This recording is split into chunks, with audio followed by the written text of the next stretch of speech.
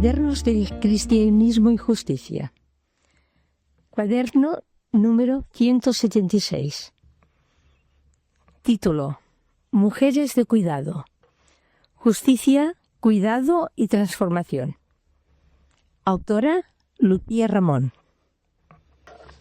Introducción.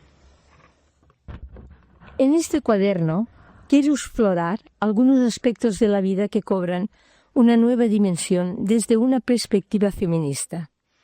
La relación, por un lado, entre el cuidado de las personas y la felicidad, y por otro, la justicia y la transformación de la sociedad. En el primer capítulo se pone de relieve la filosofía de Jesús en las parábolas y cómo desde el Evangelio la justicia y el cuidado se hermanan. En el segundo, ya desde el Éxodo, las mujeres transgresoras, mujeres de cuidado, colaboran en el proyecto de vida y justicia de Yahvé. El cuidado, elemento indispensable en la relación, toma categoría de salvación. Reivindicar el cuidado en la política y en la sociedad urge para una visión integral de la fe. En el tercer capítulo quiero reflexionar con lucidez sobre las implicaciones negativas que ha tenido la especialización moral y social de la mujer. Y finalmente, en los capítulos 4 y 5 se ofrece un paradigma nuevo, una revolución del sentir en clave feminista para crecer en el amor y hacer el mundo más habitable. Capítulo 1. Justicia, cuidado y felicidad. Despeiné mis tinieblas y apareciste tú, el hilo más brillante en el tejido. Claribel Alegría. En uno de los textos más bellos de la Biblia hebrea, Isaías 58, Isaías nos propone un camino inaudito para la felicidad. Invito a releer el oráculo desde esa clave y no desde la lectura moralizante que solemos hacer. Capítulo 1.1. En la senda de la sabiduría. El profeta no habla de lo que tenemos que hacer, sino de la senda que nos conduce a un bienestar integral y desmesurado que describe en términos de vida, abundancia y plenitud.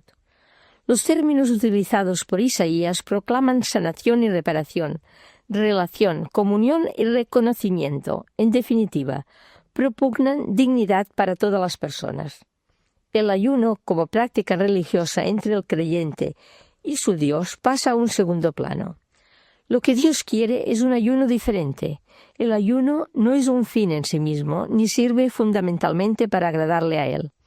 Es un medio para alcanzar la felicidad individual y colectiva y posibilitar la comunión con Dios. Isaías expresa con fuerza la convicción, compartida con toda la tradición profética de Israel, de que esa comunión con Dios se rompe a causa de la injusticia y de la falta de cuidado. Es más, las prácticas religiosas divorciadas del cuidado y la justicia no la pueden restablecer. Capítulo 1.2.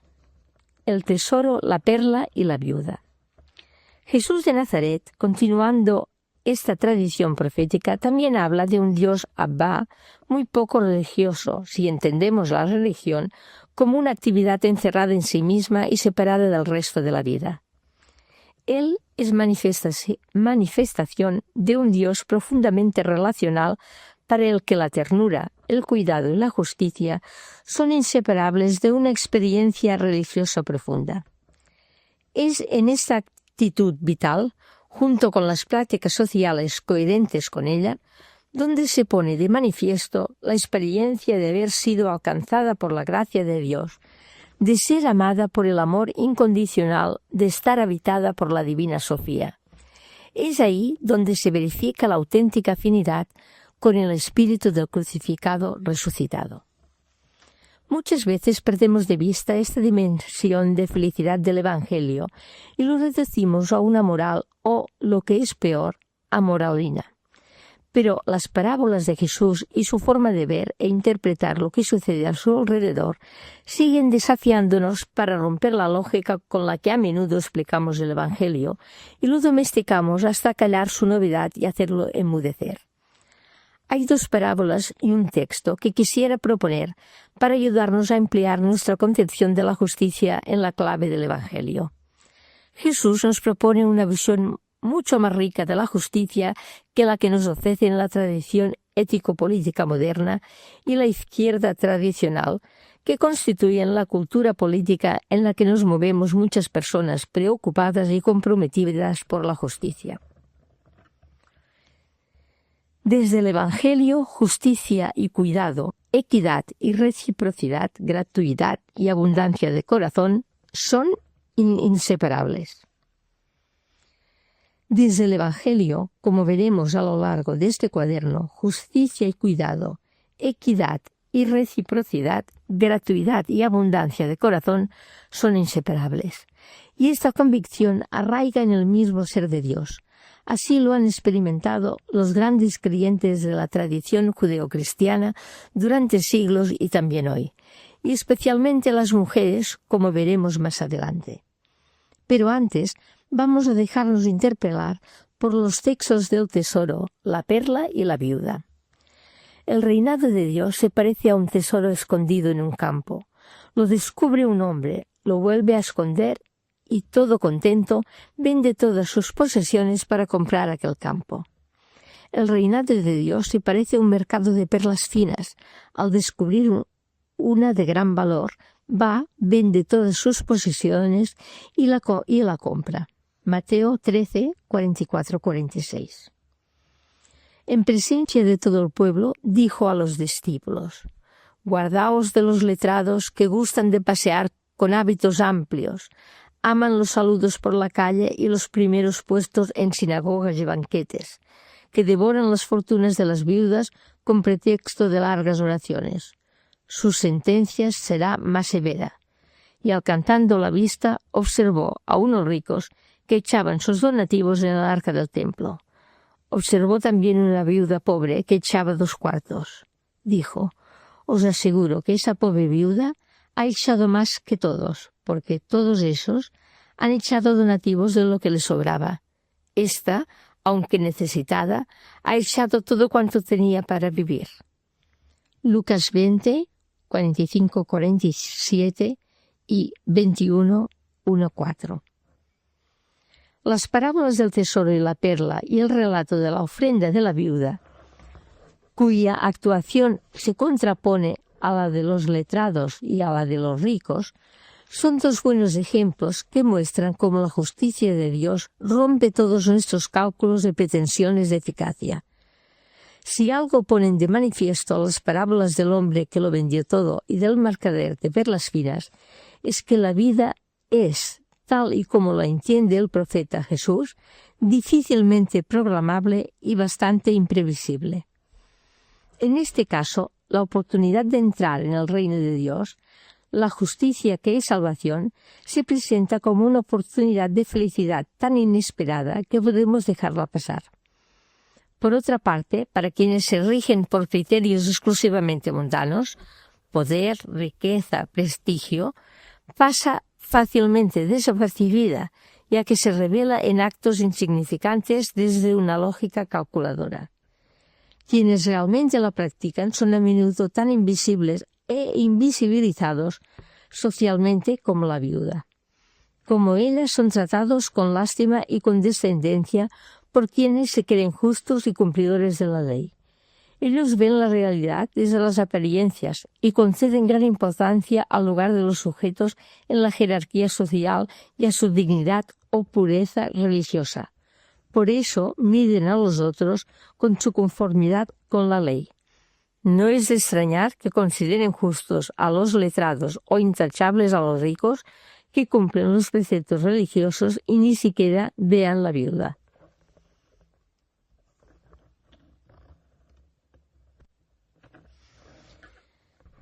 Como en el oráculo de Isaías, la justicia anunciada por Jesús de Nazaret como buena noticia es presentada en las 2 parábolas como salvación y bienaventuranza, como oferta de felicidad. Es una justicia que está más allá del deber, desborda el campo de la obligación, de lo normativo, del puro voluntarismo. Nace de otra fuente, la abundancia del corazón, y se manifiesta en esa misma abundancia, como pone de manifiesto la parábola de la viuda. La justicia que nos llama a acoger y a practicar el Evangelio es una justicia mayor que procede de un amor desmedido, gratuito e incondicional del que venimos, que nos llamó a la existencia y nos sostiene en el ser. Hacia ese amor, dador de alegría, felicidad y plenitud, caminamos. Capítulo 1.3. Una transformación imprevisible. El hombre mezquino que dejó atrás todo cálculo en pos de la felicidad. Los fariseos le preguntaron cuándo iba a llegar el reinado de Dios y él les respondió: la llegada del reinado de Dios no está sujeta a cálculos ni dirán, míralo aquí, míralo allí, pues está entre vosotros. Lucas 17, 20-21. Es curioso que el mismo evangelista que unas líneas antes nos habla de la casi imposible salvación de los ricos, a continuación nos cuente un relato de salvación de uno de los de peor especie, un explotador sin escrúpulos. ¿Cómo es posible que tal personaje se convierta tras el encuentro con Jesús? De nuevo, el Evangelio rompe toda lógica puramente humana. Propongo una posible explicación que se abre y nos abre a otra lógica. La transformación de Zaqueo, Lucas 19, 1-9, tiene que ver con la experiencia de un Dios que nos desea y nos ama incondicionalmente. A través del encuentro con Jesús, Zaqueo experimentó un Dios que desea ser acogido en cada vida humana, aunque esté patas arriba. Un Dios que nos juzga y que regala su bendición a todo el que quiere ofrecerle hospitalidad. Un Dios que es capaz de transformar el corazón de aquel que le abre las puertas con confianza y le deja entrar en su vida. Un Dios que nos llama a una plenitud que está más allá de todas nuestras expectativas y limitaciones, de nuestros logros y fracasos, y que se nos dará por añadidura. Ella, nos ha hecho a su imagen en la capacidad de amar y de vivir en la libertad, y nos invita cada día a crecer a su semejanza, es decir, a madurar en el amor.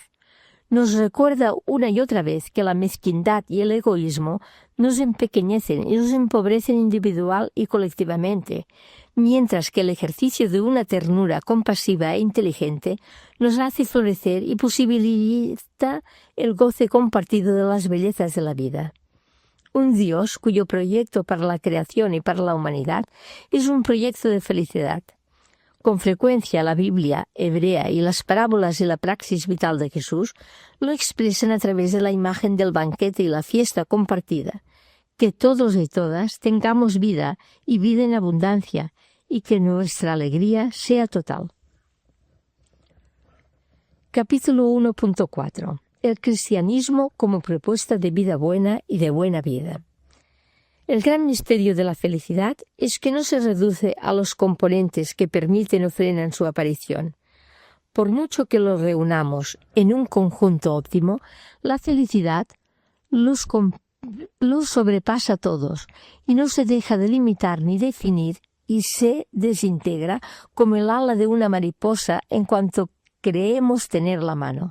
Pero sobre todo, la vida tiene la estructura de una promesa, no de un programa.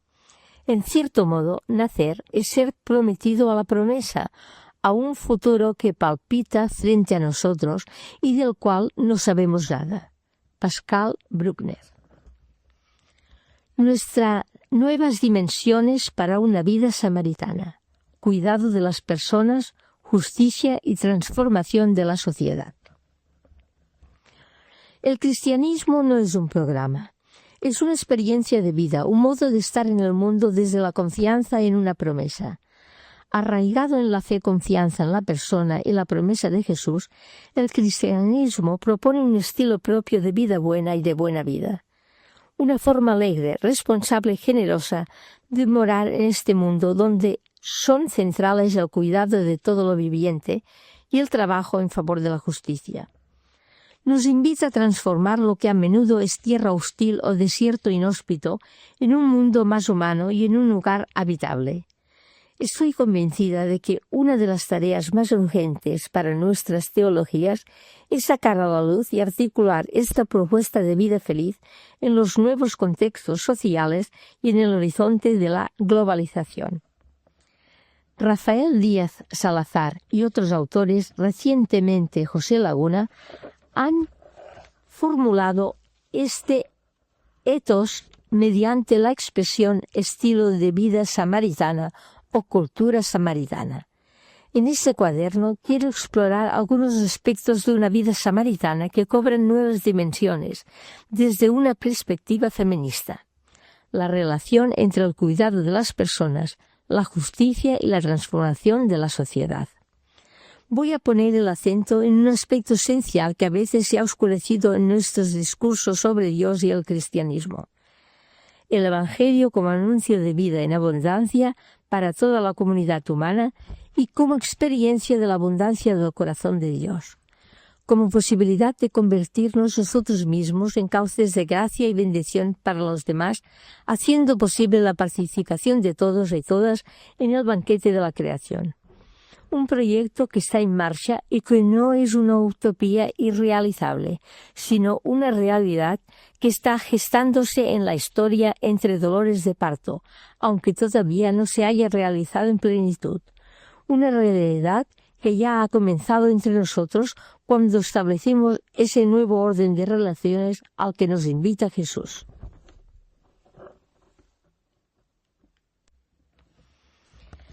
Capítulo 2. Mujeres de cuidado. La cesta de Moisés no naufragó porque un soplo de amor la acompañaba. Claribel Alegría. La infancia de Moisés está rodeada de mujeres transgresoras, mujeres de cuidado, en el doble sentido de esta expresión, sin cuya colaboración el proyecto de vida y justicia de Yahvé para su pueblo se habría ido al traste. Capítulo 2.1. Las mujeres del Éxodo como paradigma de la articulación entre cuidado, justicia y salvación. Miriam es la primera mujer a la que la Biblia llama profeta. Éxodo 15:20. Enviada por Dios junto con sus hermanos Moisés y Aarón para dar respuesta al clamor y el sufrimiento de su pueblo bajo el yugo de los egipcios, es protagonista y testigo con ellos de su liberación. Esta mujer visionaria y valiente observa desde el principio cómo la providencia de Yahvé va tejiendo la salvación de su pueblo mediante una red de mujeres compasivas que protegen a su hermano indefenso del abismo de la muerte. Ellas participan en la creación de ese entramado salvífico y son capaces de ver en la debilidad de una criatura desvalida la salvación de Dios que se está gestando, su fuerza liberadora actuando en la historia. Ellas constituyen un paradigma de la articulación entre la justicia y el cuidado que hace posible la vida buena y la salvación para todos, empezando por los últimos. Lejos de cualquier visión espiritualista, la salvación se va tejiendo en la vida cotidiana desde la respuesta libre y responsable de estas mujeres que no se cierran a su propia carne y se convierten así en cauces de gracia para Moisés, al que sacan de las aguas de la muerte y también para todo un pueblo que sufre la dominación política y explotación laboral. El Dios que se conmueve e interviene en la historia en favor de los que sufren, lo hace siempre con la colaboración de personas audaces y decididas como estas mujeres. La narración del libro del Éxodo describe con detalle cómo van tramando la salvación del niño, la convergencia de sus decisiones individuales en favor de la vida, da un vuelco a una situación que parecía irremisiblemente perdida, dado el desequilibrio de fuerzas.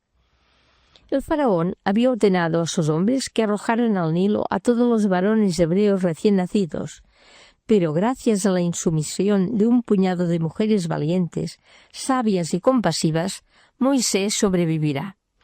Primero las comadronas hebreas Sefra y Puá, las primeras objetoras de conciencia de la historia, que encuentra en el modo de subvertir las órdenes del faraón de matar a todos los varones hebreos recién nacidos sin pagar con su vida su insumisión. Éxodo 1.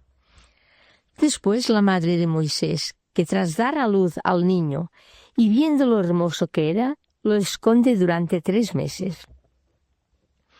El texto hebreo utiliza la misma expresión de Génesis, tov, que significa bueno, grato, hermoso, conveniente. Es un término vinculado a la dicha y al goce. La madre que acaba de dar a luz se maravilla ante la belleza y la bondad de la criatura de sus entrañas en sintonía con el Dios del relato de la creación, que se maravilla al contemplar la belleza y la bondad de su creación, su consistencia y su dignidad. Cuando ya no puede ocultarlo por más tiempo, decide depositarlo en una cesta en la orilla del río Nilo, con la esperanza de que alguien lo recogiese. Miriam, la hermana, observaba a distancia para ver en qué paraba aquello. Cuando la hija del faraón descubre la cesta y se encuentra al niño, se conmueve sin importarle que sea un hebreo. Miriam está allí, viéndolo todo, y decide intervenir. Propone a la princesa buscar una nodriza hebrea que le críe el niño y consigue que contrate a la madre del niño.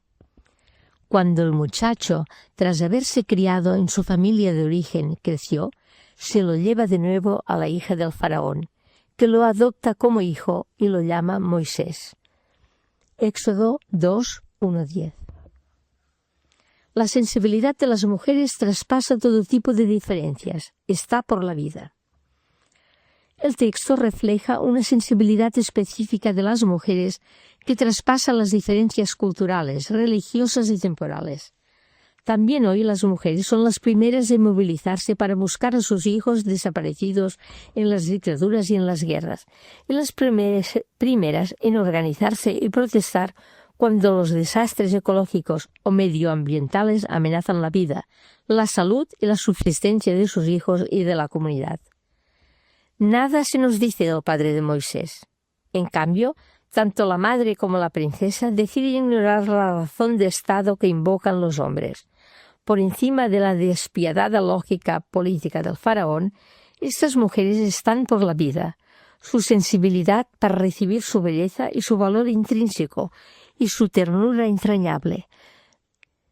Todo esto las convierte en colaboradoras de los planes de Dios y de la obra de la salvación. Miriam prepara eficazmente los caminos de la liberación. No pierde la esperanza y está vigilante. Observa e interviene en el momento oportuno. La compasión de estas mujeres es un contrapunto al corazón terco y endurecido del faraón que se irá manifestando en el desarrollo de la historia. Éxodo 7:3.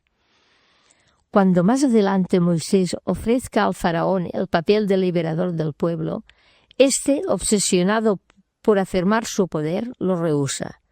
Éxodo 32:15. Le puede más el ansia de poder que el amor a la vida.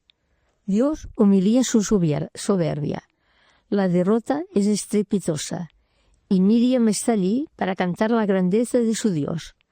Todas las mujeres danzan al son de su pandero para celebrar festivamente el cumplimiento de sus promesas, la liberación de la opresión.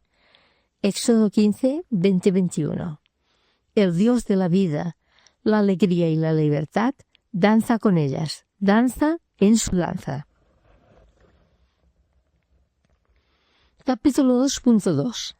La obra del amor radical. Si la no violencia es la ley de la naturaleza humana, el futuro pertenece a las mujeres. M.K. Gandhi. El cuidado tiene mucho que ver con la relación, con la capacidad de amar, de comprender y acoger los sentimientos del otro, de hacerse cargo de sus necesidades y de reconocer y fortalecer su dignidad, su autonomía y su vida en plenitud. Desde la perspectiva de la ética teológica feminista, se ha insistido mucho en la importancia ética de la relación y del cuidado. La teóloga Beverly Wildun Beverly Wildum Harrison ha definido la ética cristiana como la obra del amor radical que consiste en las luchas cotidianas por crear una comunidad de carne y hueso, de amor y de justicia. Desde la experiencia histórica de las mujeres, la actividad como forma de amar es central. Esta propuesta puede inspirar una espiritualidad y una ética cristiana del cuidado y la justicia que preste más atención a la importancia de las relaciones y no solo al sujeto o a los análisis de carácter estructural.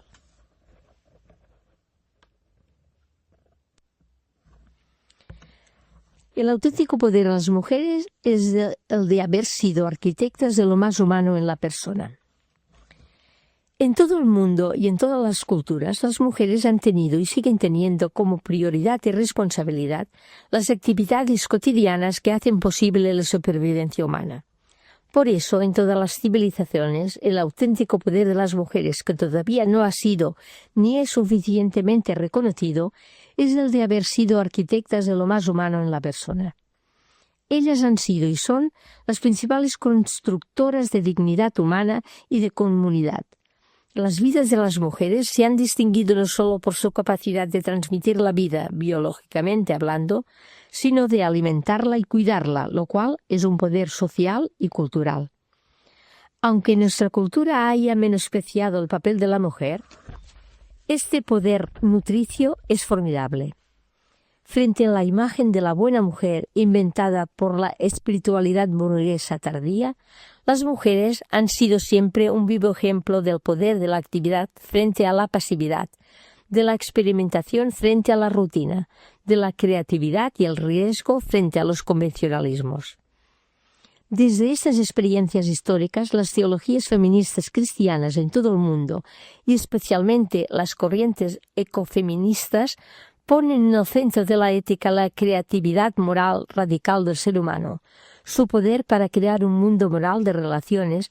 A partir de la experiencia histórica de las mujeres, descubrimos que ser sujeto moral consiste en ser un agente recíproco, que crea lazos con los otros y conforma y configura su identidad y su personalidad y la de los otros en estas relaciones. Con nuestros actos de amor o de desamor, podemos crearnos o destruirnos unos a otros. Ello implica una enorme responsabilidad que ha sido subestimada por la tradición ética cristiana. El poder de la acción en el amor o la negación del mismo. La ética teológica cristiana tiene que colocar en el centro la relación, la tremenda verdad de que por nuestros actos de amor o de desamor tenemos la capacidad de crearnos o de destruirnos unos a otros. Algo que a menudo se olvida, centrando la espiritualidad exclusivamente en la relación con lo sagrado y la interioridad y el análisis moral en la pureza de la intención, en una consideración puramente abstracta o sentimental del amor o en cuestiones normativas. Pero, al igual que nos cuesta entender el inmenso poder del amor, que es la capacidad de actuar unos en otros para el bien, tampoco llegamos a calibrar nuestro poder para frustrar la vida y mutilarnos unos a otros. Frente a una visión de la moral excesivamente individualista o puramente abstracta y racional, Harrison plantea una cuestión medular para la ética teológica y la espiritualidad. Ambas deben ayudarnos a tomar conciencia de que tenemos la fatídica opción de dejar que el amor de Dios opere libremente en el mundo o de privarnos unos a otros de lo más fundamental de la persona y de la comunidad. Desde la perspectiva teológica, este poder radical de la actividad humana es el elemento crucial en el drama de Dios con el ser humano. No somos semejantes a Dios en nuestro poder humano, en el dominio sobre otros, sino en la obra del amor, que consiste en profundizar y ampliar las relaciones humanas, en la comunicación, la fuerza del cariño y de la atención al otro, entender lazos de comunidad. El poder de negarse a recibir y dar amor, negando sí al don de la vida, es más temible que el poder de la tecnología y al mismo tiempo más frágil y complejo. En un mundo complejo y globalizado, la obra del amor radical exige el ejercitarnos en una compasión inteligente y creativa y el desarrollo de una espiritualidad de la resistencia. La lógica económica del mercado no es compatible con la lógica humana del cuidado, como en los tiempos de las mujeres del Éxodo. Hoy también necesitamos una ética y una espiritualidad de la compasión política e inteligente. Capítulo 2.3. La reivindicación feminista del cuidado, la voz del cuidado y la voz de la justicia. A finales de los años 70 del siglo XX, Carol Gilligan puso el cuidado en el centro del debate ético, rescatando la voz moral silenciada de las mujeres. Sus estudios de psicología del desarrollo moral mostraron que varones y mujeres tienden a resolver los dilemas morales de forma distinta. Gilligan demostró que existen dos lenguajes para codificar el mundo moral: la voz femenina y la voz masculina. La preferencia femenina por los juicios morales contextuales y su valoración de las relaciones, frente a la preferencia por los juicios universalistas, mostraban no una deficiencia, sino una diferencia en el punto de vista moral. Los valores apreciados según el punto de vista moral masculino promueven individuos autónomos, capaces de tomar decisiones acerca de lo justo y lo injusto desde condiciones de imparcialidad. El punto de vista moral femenino considera y protege las relaciones humanas, se hace cargo de los débiles y considera en cada caso a las personas concretas en los contextos de acción concretos. Mientras que la ética de la justicia se centra en los principios morales generales y considera los problemas morales como conflictos de derechos. La ética del cuidado se centra en la adopción de comportamientos concretos de atención y solidaridad con las personas más frágiles y empobrecidas. Hay que entender esta diferenciación en el sentido de que el primero es el lenguaje de los varones y el segundo de las mujeres. En absoluto, más que de diferencias en función del sexo, habría que hablar de disociación de estos valores dentro de cada hombre y de cada mujer, de división funcional de tareas y desvalorización del cuidado frente a la justicia. Aunque estadísticamente hombres y mujeres se inclinen más en un sentido o en otro, la ética de la justicia y la ética de la compasión son un bagaje común y necesario para alcanzar la madurez moral en ambos sexos. Ambas inciden en valores imprescindibles que cada varón y cada mujer han de aprender a conciliar.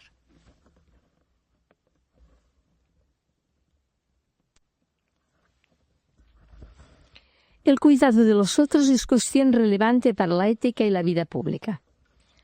Hasta ahora, la teoría ética y política tradicional nos han considerado relevante la cuestión del cuidado para la ética y la vida pública.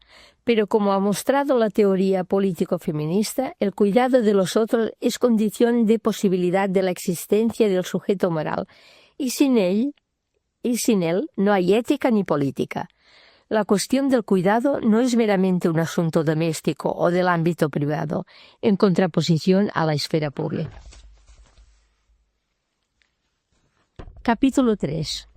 Los costes del cuidado. A las mujeres les ha tocado adornar y embellecer la vida, mientras el primer sexo se ha ocupado de entenderla y ordenarla. Las actividades nobles, serias e importantes las realizan los hombres. Su ámbito es el de la política, el sacerdocio, la guerra, lo que se entiende como vida pública. El ámbito de la mujer, en cambio, es el privado, esposa o madre. Su misión ha sido la de cuidar, gustar y complacer. Como sentenció Kant, las mujeres no están hechas para legislar, que no es lo suyo, sino para cultivar la belleza. Estas dos varas de medir, que pusieron a cada sexo en su lugar sin posibilidad de elegir ni de mezclar formas de vida, han constituido el fundamento de todas las vejaciones para la parte más despreciada. Victoria Camps. Aunque el cuidado constituye una cultura y un patrimonio ético muy valioso que las mujeres hemos adquirido a lo largo de los siglos, urge reflexionar con lucidez sobre las implicaciones que ha tenido la especialización moral y social femenina y la obligatoriedad del cuidado para su vida y sus oportunidades, es decir, sobre las consecuencias de su consideración generalizada como una actividad adscrita a las mujeres por naturaleza, informal y no remunerada. Capítulo 3.1. La división sexual del espacio social y del trabajo. 1778, Filadelfia. Si él hubiera nacido mujer, de los 16 hermanos de Benjamin Franklin, Jean es la que más se le parece en talento y fuerza de voluntad, pero a la edad en que Benjamin se marchó de casa para abrirse camino, Jean se casó con un talabartero pobre que la aceptó sin dote y 10 meses después dio a luz su primer hijo. Desde entonces, durante un cuarto de siglo, Jean tuvo un hijo cada 2 años. Algunos niños murieron y cada muerte le abrió un tajo en el pecho. Los que vivieron exigieron comida, abrigo, instrucción y consuelo. Jean pasó noches en vela acunando a los que lloraban, lavó montañas de ropa, bañó montones de niños, corrió del mercado a la cocina, fregó torres de platos, enseñó abecedarios y oficios, trabajó codo a codo con su marido en el taller y atendió a los huéspedes cuyo alquiler ayudaba a llenar la olla. Jean fue esposa devota y viuda ejemplar, y cuando ya estuvieron crecidos los hijos, se hizo cargo de sus propios padres achacosos y de sus hijas solteronas y de sus nietos sin amparo. Jean jamás conoció el placer de dejarse flotar en un lago, llevada a la deriva por un hilo de cometa, como solía hacer Benjamín a pesar de sus años. Jean nunca tuvo tiempo de pensar ni se permitió dudar. Benjamín siguió siendo un amante fervoroso, pero Jean ignoró que el sexo pudiera producir algo más que hijos. Benjamín, fundador de una nación de inventores, es un gran hombre de todos los tiempos. Jean es una mujer de su tiempo, igual a casi todas las mujeres de todos los tiempos, que ha cumplido su deber en la tierra y ha expiado su parte de culpa en la maldición bíblica. Ella ha hecho lo posible por no volverse loca y ha buscado en vano un poco de silencio. Su caso carecerá de interés para los historiadores. Eduardo Galeano. Este relato nos habla del confinamiento obligatorio de la mujer en el mundo doméstico y de la escisión radical entre las funciones femeninas y masculinas que ha privado a las mujeres de muchas oportunidades de desarrollarse y de ser reconocidas. Y tanto la autonomía como el reconocimiento son necesarios para constituirnos como sujetos morales.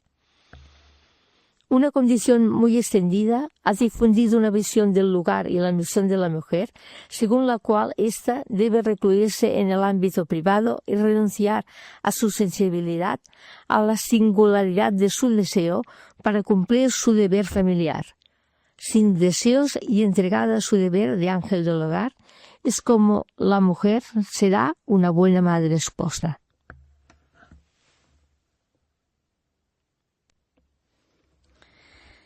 La diferencia femenina justificó la subordinación de la mujer y su exclusión de la ciudadanía. La división del espacio social y la asignación del cuidado y del trabajo doméstico a las mujeres está ligada a la consideración secular de la mujer como varón defectuoso. Ya desde los griegos, la diferencia femenina, su peculiar naturaleza, se utilizó para justificar su subordinación y excluirla de la ciudadanía. La teoría política ha situado tradicionalmente la vida doméstica y privada fuera del Estado y de la sociedad, y con ella a las mujeres. y tampoco se ha interesado por asegurar que la vida familiar se organice según principios de igualdad y consenso, o por impedir que los acuerdos domésticos restringieran el acceso de las mujeres a otras formas de vida social. ¿Cómo es posible esta laguna de dimensiones oceánicas? Para el prestigioso filósofo político W. Kymlicka, la explicación obvia es que los filósofos varones no tenían interés en cuestionar la división sexual del trabajo de la cual se beneficiaban. Esto fue racionalizado por medio del presupuesto según el cual los roles domésticos estaban fijados biológicamente, un presupuesto basado en afirmaciones acerca de la inferioridad de las mujeres o en la idea más reciente de la familia sentimental, que dice que el lazo sentimental que surge naturalmente entre la madre y los niños es incompatible con el tipo de carácter necesario para la vida social o política. Y en el espacio doméstico, la mujer se dedica a reproducir las condiciones de posibilidad del ejercicio de la libertad del varón, que es considerado el sujeto moral por autonomasia. Capítulo 3.2. ¿Hasta qué punto hemos avanzado? El ideal burgués de la familia, propuesto por los reformistas del siglo XIX, es el que ha predominado en nuestras sociedades europeas hasta los años 60-80 del siglo XX. Se trata de una organización familiar en la que el varón trabaja a pleno rendimiento en el sector productivo y la mujer en el hogar, asegurando la reproducción de la fuerza del trabajo.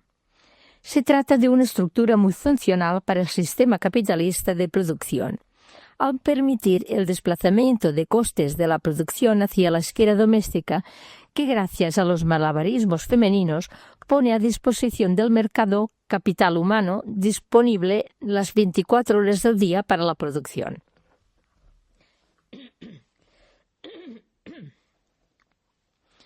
La mujer se incorpora al mercado laboral sin abandonar el cuidado y la gestión del hogar. A pesar de la incorporación de las mujeres, el mercado laboral esta estructura mantiene una vigencia en los modelos de participación de varones y mujeres en el mercado laboral y en el trabajo doméstico. El doble uso de la metáfora de la ayuda, dependiendo del género y la actividad, refleja la centralidad que tiene el trabajo asalariado para el varón y el trabajo doméstico familiar para la mujer. Cuando son las mujeres las que desarrollan un trabajo remunerado, sobre todo en las clases populares, suelen hablar de su trabajo como una ayuda al salario del marido, mientras que cuando es el marido el que colabora en los trabajos familiares y domésticos, entonces es él el que ayuda a la mujer. Con la incorporación de la mujer al mercado laboral se está consolidando un nuevo modelo. El hombre mantiene su rol casi intacto y la mujer mantiene sus tareas de cuidadora y gestadora del hogar, asumiendo un doble papel que tiene costes importantes para ella y su calidad de vida. Las sociólogas femeninas denominan esta situación la doble presencia-ausencia, para simbolizar el estar y no estar en ninguno de los dos lugares y las limitaciones que la situación comporta bajo la actual organización social. Esta situación que exige a las mujeres comportarse como un hombre en el trabajo asalariado y como una mujer en el ámbito familiar constituye una tensión permanente entre dos culturas del trabajo completamente diferentes, la cultura del cuidado y la cultura del beneficio, lo que les exige negociar permanentemente e interiorizar tensiones, tomar decisiones y hacer elecciones a las que los varones no están obligados. También se traduce en un malestar permanente porque por más que dediquen jornadas interminables al trabajo en casa o en el ámbito laboral, no encajan en un mundo construido según el modelo masculino. Cuando pueden permitírselo una salida para las mujeres de clase media alta es la externalización y salarización del trabajo de cuidados que recae así en otras mujeres de clase social inferior, a menudo extranjeras, que a su vez necesitan de otras mujeres, madre, hermana, hija mayor, cuyo trabajo no es remunerado para que cuiden de sus hijos y de su hogar. Esto da lugar a lo que se conoce como cadenas mundiales de asistencia y afecto, que en realidad consiste en cargar los costes del cuidado sobre las espaldas de las mujeres de los países más pobres.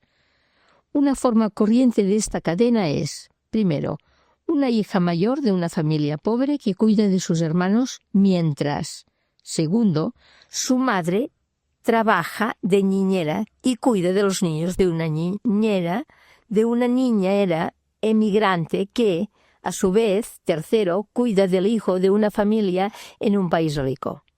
Otra alternativa para que una mujer pueda trabajar fuera de casa es la madre o la abuela, que actualmente funcionan como una reserva flexible de trabajo no remunerada para el cuidado del hogar y de los hijos.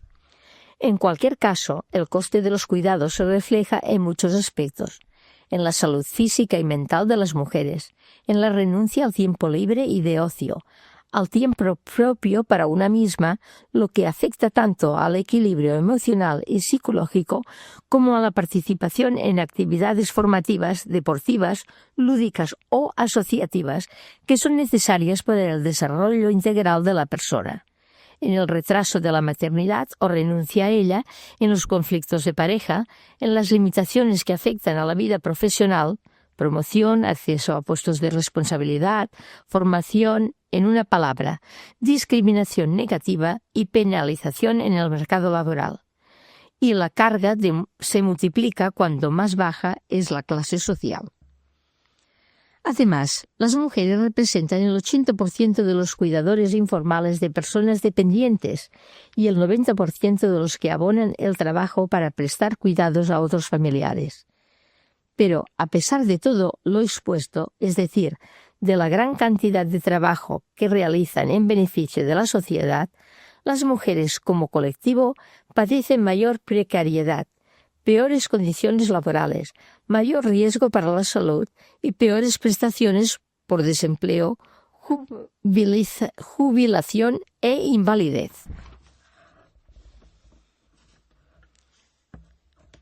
Capítulo 4. No hay justicia sin cuidado. Nuestras sociedades se han basado históricamente en una visión patriarcal del mundo que sigue vigente todavía.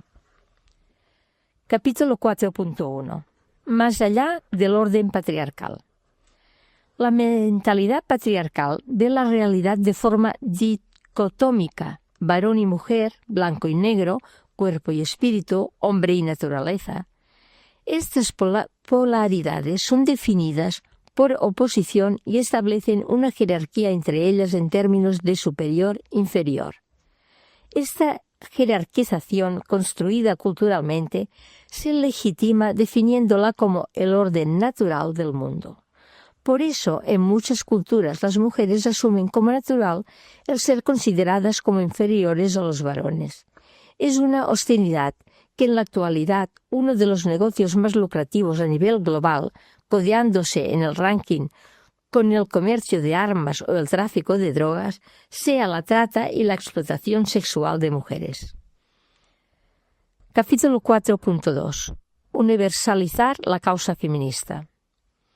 Comparto con Victoria Camps la convicción de que el siglo XXI será el siglo de las mujeres. Ya nadie puede detener el movimiento que ha constituido la mayor revolución del siglo XX. Pero para que esta revolución haga efectivo su potencial emancipador para toda la humanidad, es necesario un cambio de paradigma antropológico, ético, cultural, económico, social, político y religioso. Necesitamos universalizar la causa feminista. Esto significa mucho más que el hecho de que algunas mujeres estén ocupando cada vez más puestos de relevancia y poder en el mundo, o que algunas sean distinguidas con premios y reconocimientos. Conviene tener en cuenta que el ser mujer no inmuniza contra los valores patriarcales, más bien al contrario. Los guardianes del poder patriarcal se han dado cuenta de que una buena estrategia para mantener el actual orden de cosas es hacer partícipes algunas élites de mujeres de este poder, para que, tras un aparente cambio, todo permanezca igual. La universalización del feminismo tiene otras tareas pendientes. En primer lugar, los cambios revolucionarios que ha introducido el feminismo deben extenderse al mundo que aún no los ha vivido. En segundo lugar, estas transformaciones han de ampliarse e ir acompañadas de una profunda reorganización social a fin de que se logre una igualdad más satisfactoria. En tercer lugar, para conseguir la plena emancipación de la mujer, hay que desvelar los obstáculos que impiden a la mujer emancipada ejercer la libertad en igualdad de condiciones con respecto al hombre.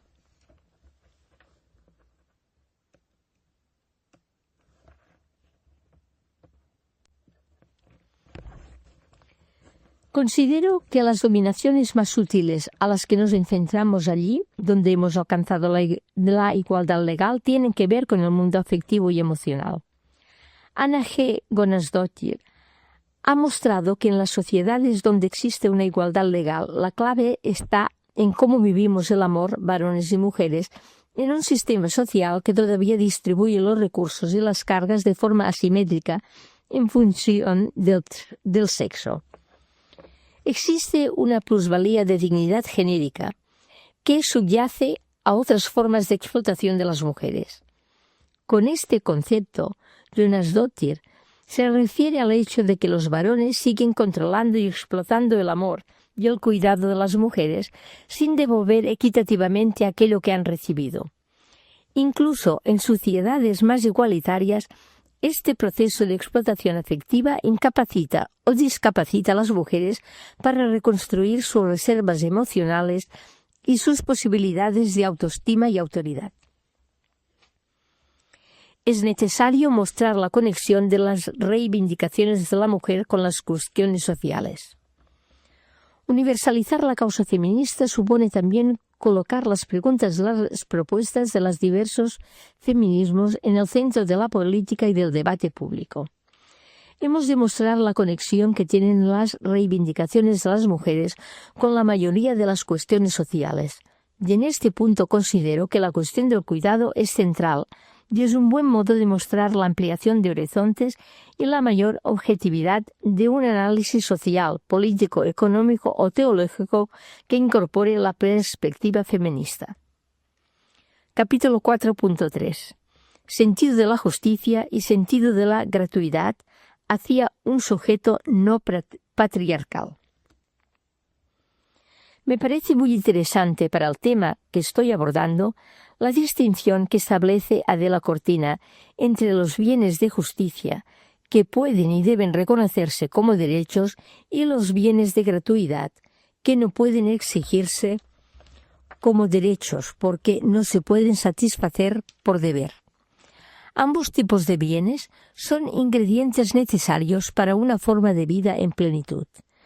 Para descubrirlos y estimarlos son necesarios el sentido de la justicia y el sentido de la gratuidad.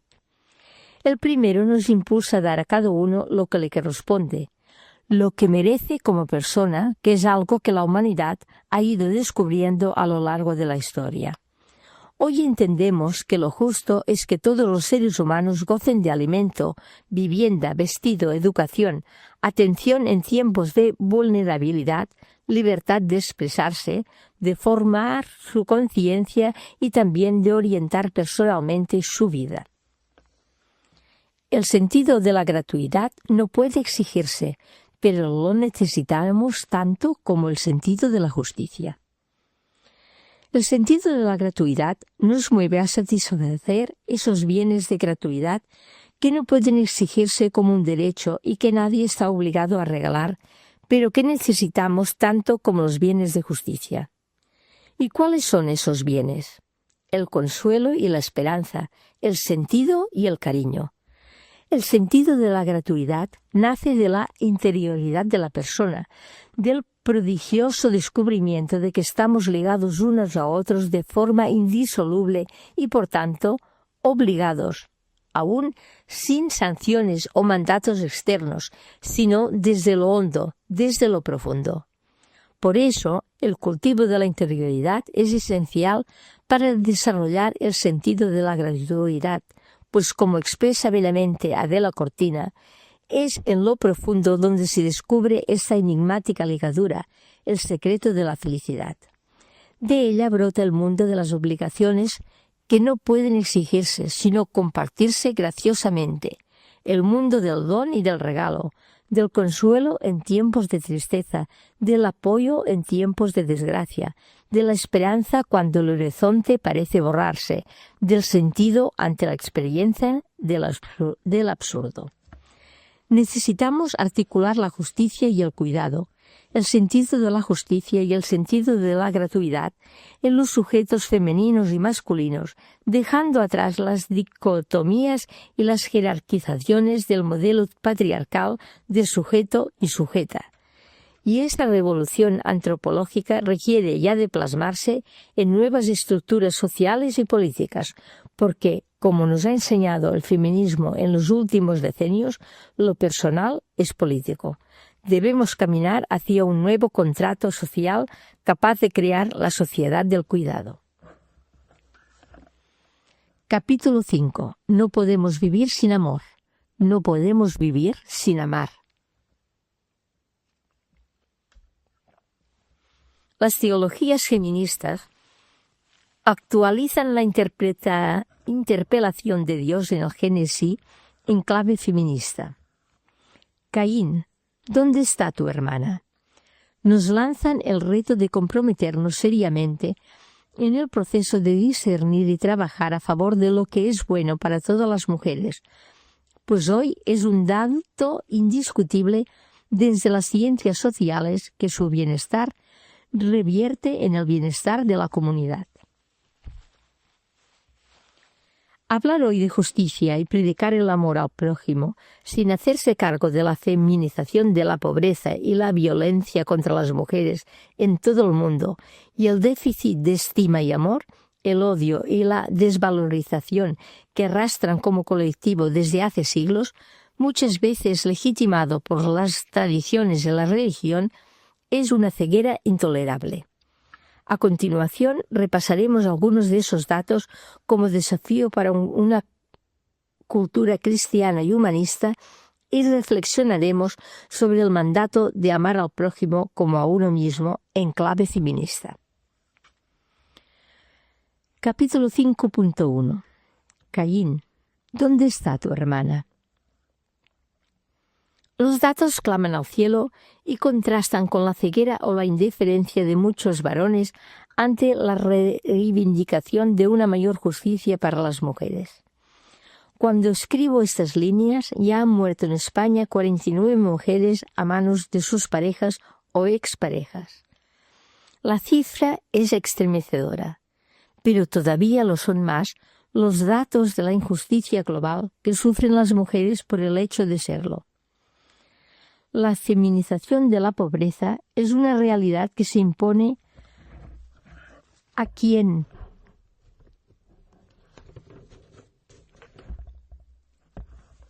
mira el mundo desde la perspectiva de la justicia.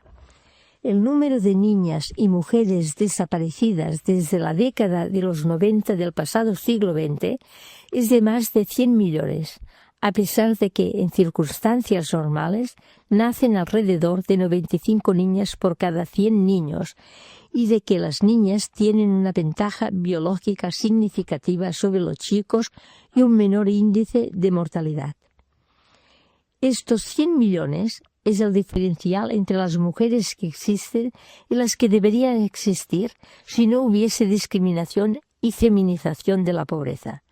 Los datos sobre las mujeres desaparecidas son bien elocuentes. 30 millones en China, 23 millones en India, 3 millones en Pakistán, 1,6 en Bangladesh, 600.000 en Egipto y Turquía, 200.000 en Nepal y 40 millones en el resto del mundo. La discriminación basada en el sexo es una enfermedad mortal.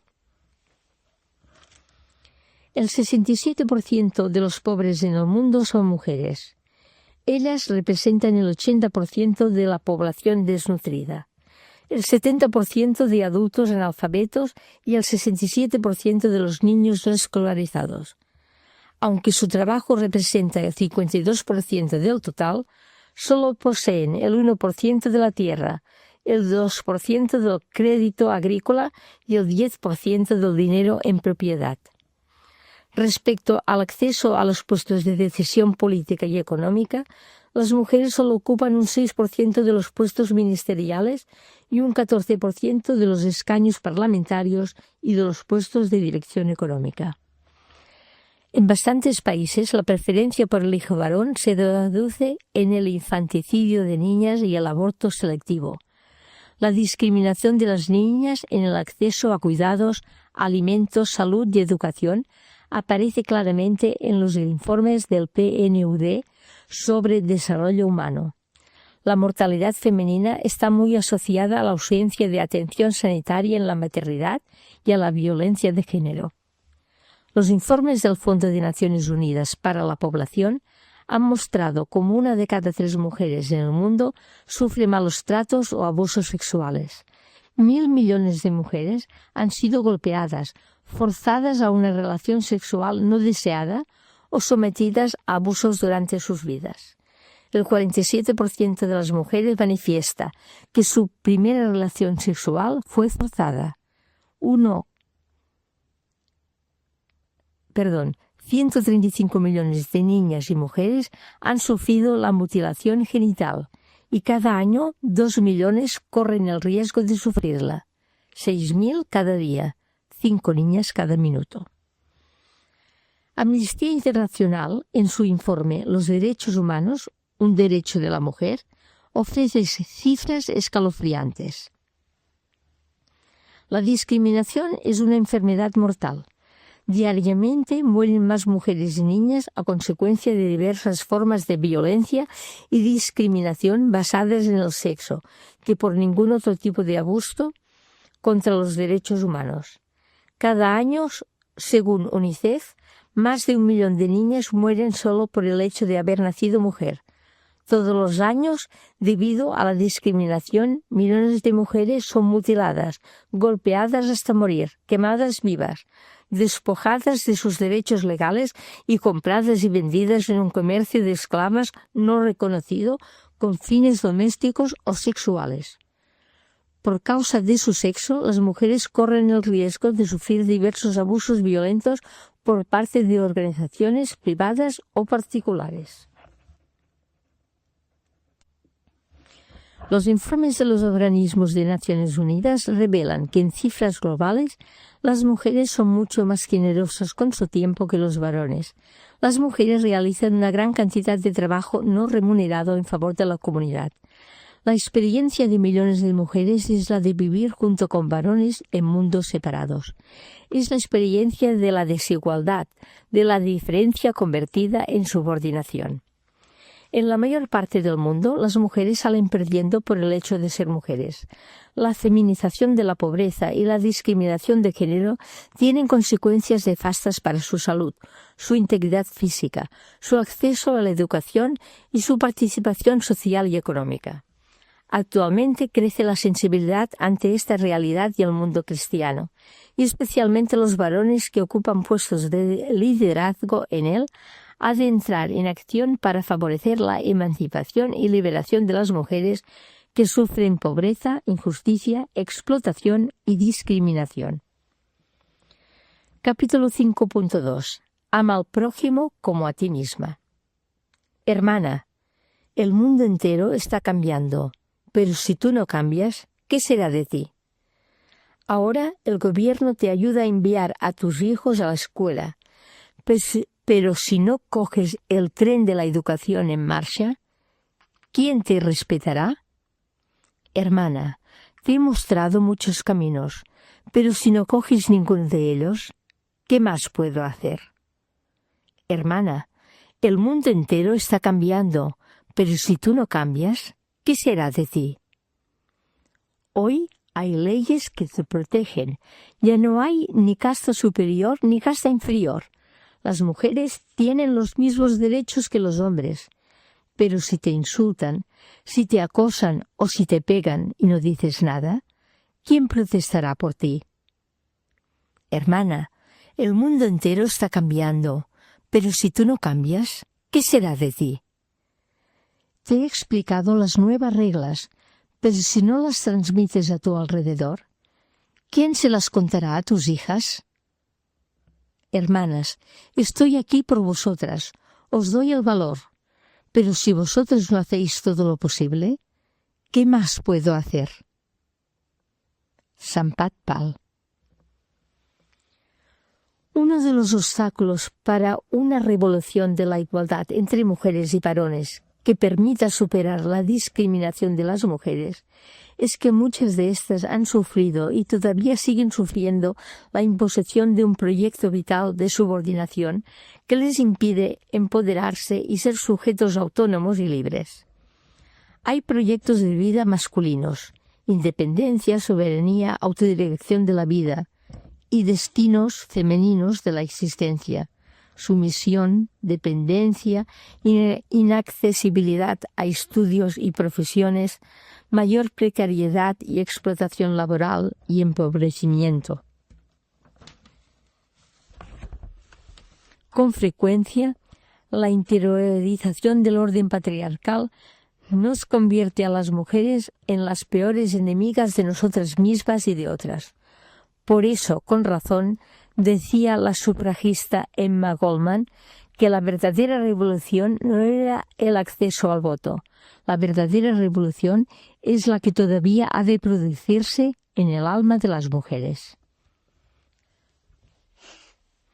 La mujer descuida los deberes hacia sí misma para ser buena compañera para otro.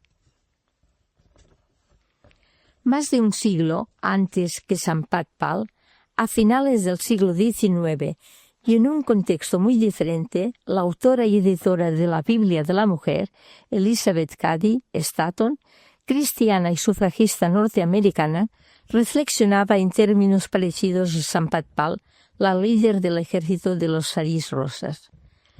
La idea de ser una buena compañera para otro ha sido inculcada en la mayoría de las mujeres tan diligentemente que la vida, la meta, el propósito y la ambición individuales nunca son tomadas en consideración. Ellas hacen a menudo tanto en otras direcciones como descuidan los deberes más esenciales para sí mismas. Para Cady Stanton, las mujeres, como las vírgenes de la parábola del Evangelio de Mateo 25, 1-12, deben cultivar la confianza en sí mismas y la valentía, de modo que puedan bastarse a sí mismas sin esperar a que ningún hidalgo caballero corra por aceite y arregle sus lámparas. Las consecuencias de no hacerlo son nefastas para las mujeres: la dependencia, la soledad y la ignorancia.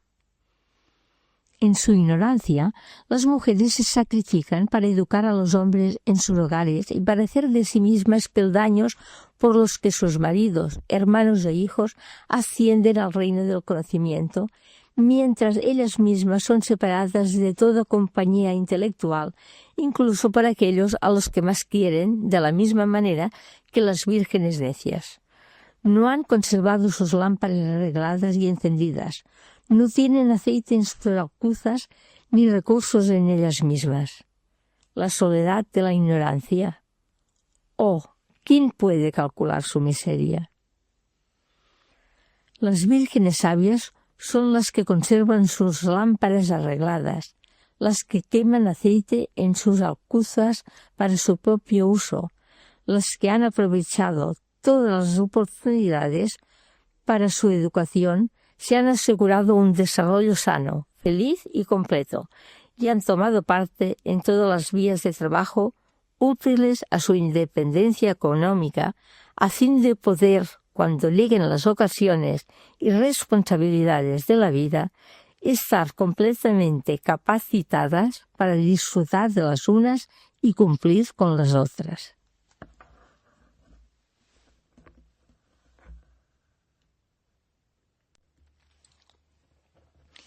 Las mujeres necesitan trabajar la autoestima y el amor a sí mismas, también en el terreno espiritual. Durante siglos han sido consideradas las desterradas hijas de Eva. La mayoría de las mujeres en el mundo no tienen problemas para cumplir la primera parte del mandato evangélico del amor. Incluso se exceden.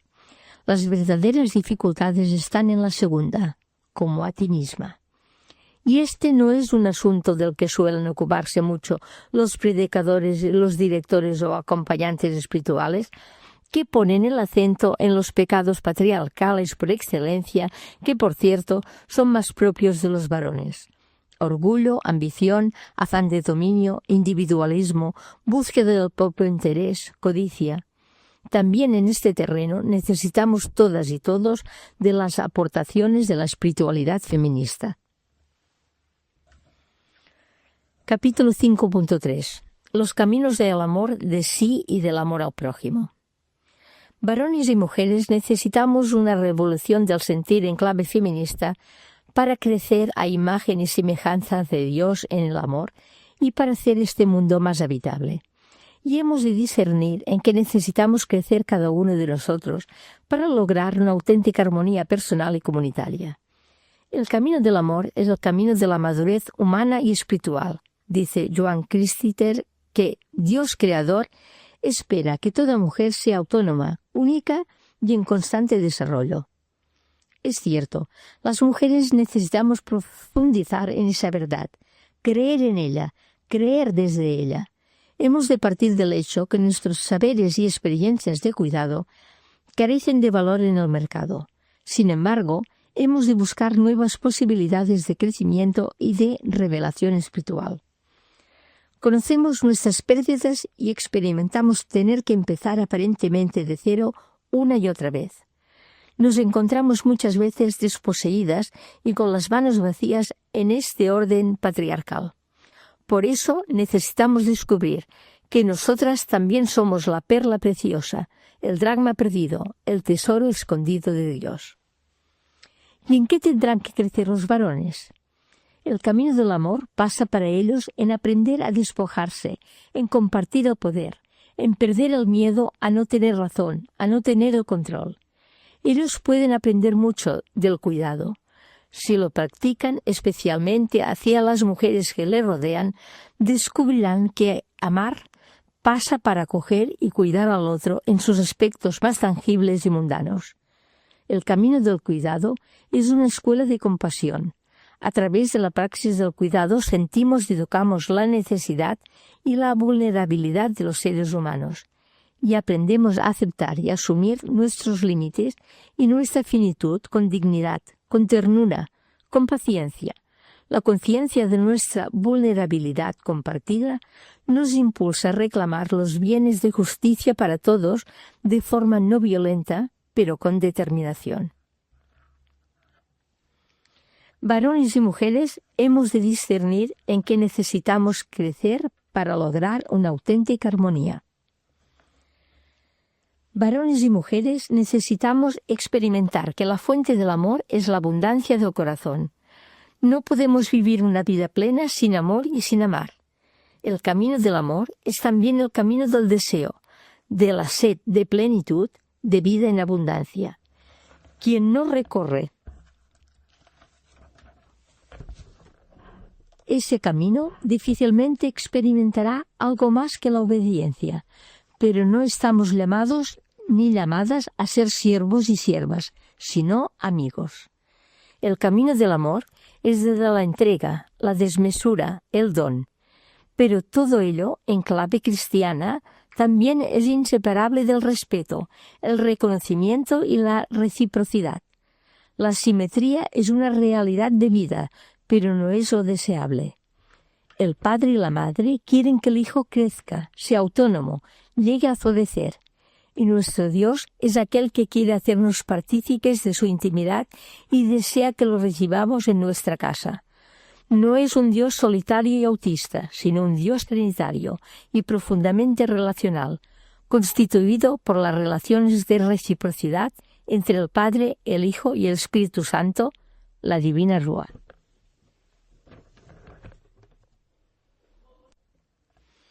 Capítulo 6. Visiones cristianas de una nueva creación, justicia, cuidado y transformación social.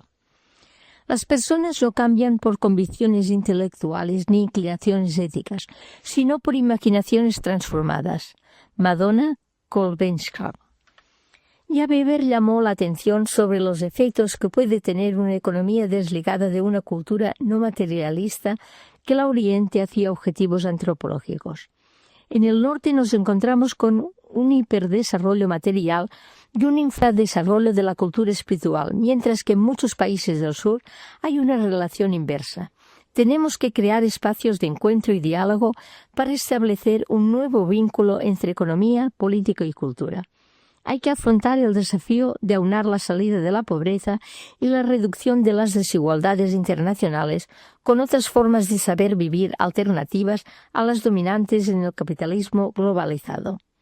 La respuesta a la crisis actual pasa por la recreación de una nueva sabiduría planetaria metaeconómica, y para ello tenemos que reactivar las religiones de liberación y las filosofías morales emancipatorias.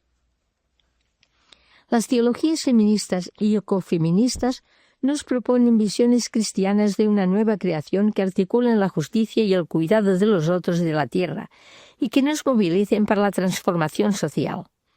Como en los tiempos de los profetas, necesitamos imágenes y símbolos que nos sirvan de horizonte utópico, de referencia para seguir caminando. En la tradición bíblica, estos símbolos son abundantes y una tarea urgente de una teología que quiera incidir hoy en la transformación de la realidad es precisamente recrear esos símbolos éticos y religiosos y adaptarlos a nuestros nuevos contextos sociales. Crear es resistir, resistir es crear, dice Stefan Hessel. Necesitamos creatividad teológica y espiritual para llenar de contenido nuestros sueños, para activar nuestra esperanza, para tener orientación y sentido.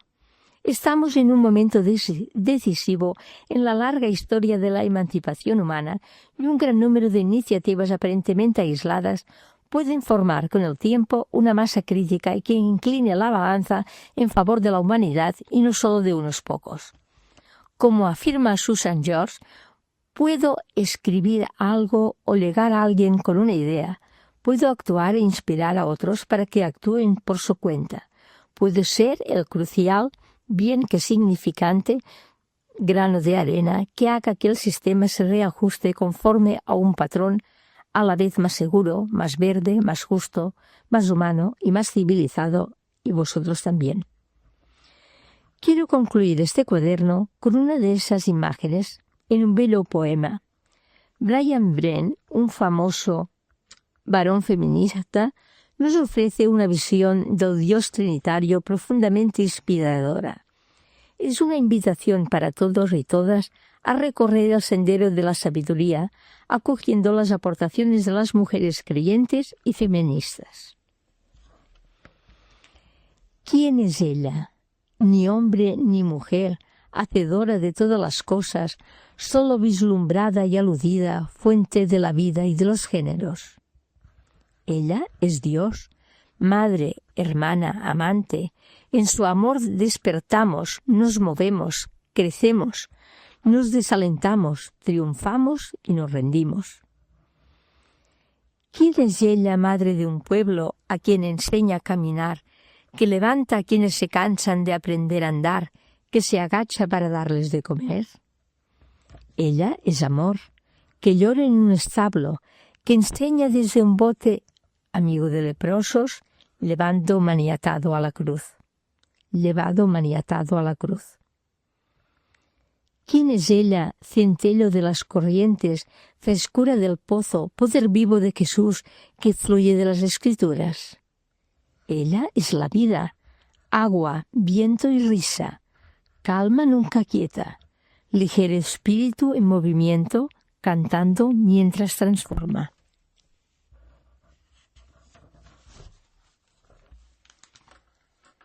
Cuestiones para la reflexión. 1. Mujeres de cuidado en el doble sentido de la expresión. Puede hacerte pensar en el papel de la mujer en la vida y en la historia de la salvación.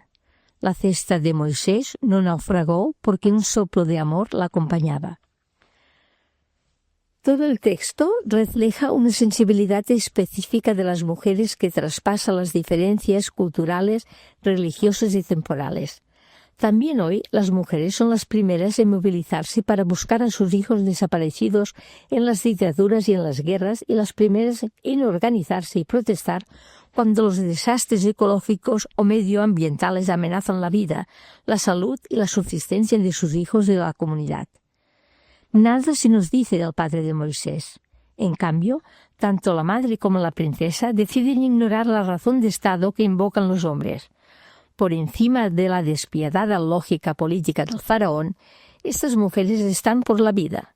Su sensibilidad para recibir su belleza y su valor intrínseco y su ternura entrañable las convierten en colaboradoras de los planes de Dios y de la obra de la salvación.